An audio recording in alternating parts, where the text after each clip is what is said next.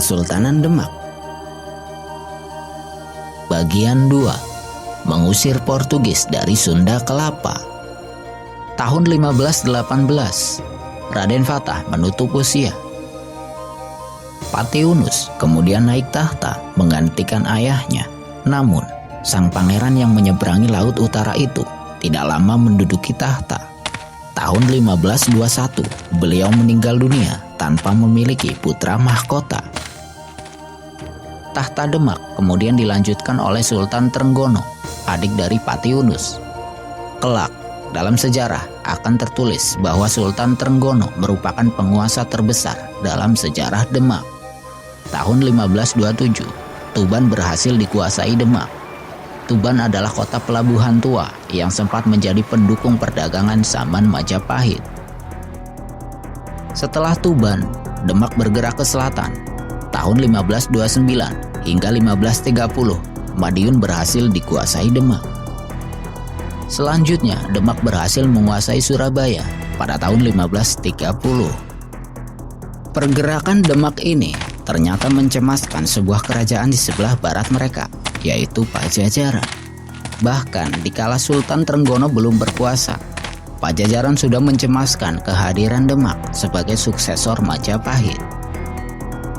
Tahun 1522, Prabu Surawisesa, Raja Pajajaran ketika itu, melakukan kontak dengan Portugis. Pajajaran mengizinkan Portugis membangun kantor dagang sekaligus benteng pertahanan di pelabuhan Sunda Kelapa. Sultan Trenggono pun merespon dengan mengirimkan armada perang yang dipimpin oleh Fatahillah pada tahun 1523. Namun, armada perang itu tidak langsung menyerbu Sunda Kelapa, tetapi pelabuhan Banten. Pergerakan Demak di pelabuhan Banten segera mengundang reaksi Portugis di Malaka. Pada tahun 1526, Portugis mengirimkan 6 kapal perangnya beserta 600 prajurit bersenjata lengkap. Di tahun yang sama pula, Sultan Trenggono mengirimkan 20 kapal perang beserta 1.500 prajurit ke Sunda Kelapa.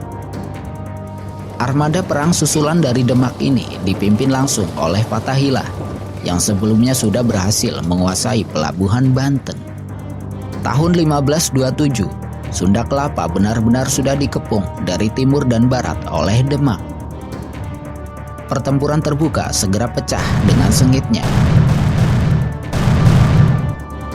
Setelah melalui pertarungan yang sengit, pada 22 Juni 1527, Sunda Kelapa pun jatuh ke tangan pasukan Demak.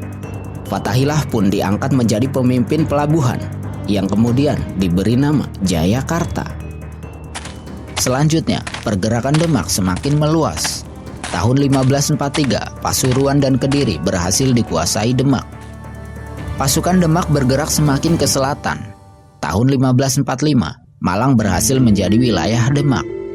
Tahun 1546, pasukan Demak yang dipimpin langsung oleh Sultan Trenggono bergerak menuju Panarukan, yang ketika itu masih menjadi wilayah Blambangan. Dalam sebuah pertempuran di Panarukan tersebut, Sultan Trenggono wafat. Wafatnya Sultan Trenggono menghentikan Demak dalam usahanya memperluas wilayah kekuasaan. Tahta Demak kemudian dilanjutkan oleh Sunan Prawoto, putra tertua dari Sultan Trenggono.